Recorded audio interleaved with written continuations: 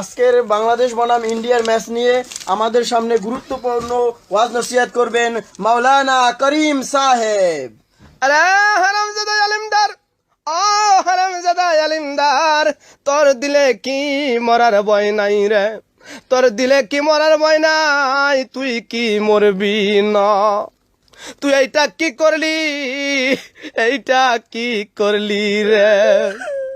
তুই একটা কাফের রে, তুই একটা কাফের, তুই একটা বেঈমান। ইয়া আইয়ুহাল্লাযীনা আমানু, তুই একটা আমানু, তুই একটা আমানু রে। এর জবাব তোকে দিতে হবে রে, এর জবাব তোকে দিতে হবে। আরেকদিকে কুত্তার বাচ্চা গোল্ড, কানার ঘরের কানা। কুত্তার বাচ্চা গোল্ড, কুত্তার বাচ্চা গোল্ড, কানার ঘরের কানা, মেনার ঘরের মেনা।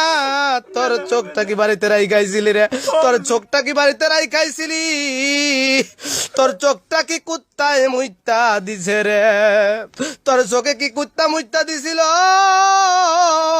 এই জন্য 16 কোটি মানুষের স্বপ্নটা, 16 কোটি মানুষের স্বপ্নটাকে তোরা ভাঙ্গা দিলি।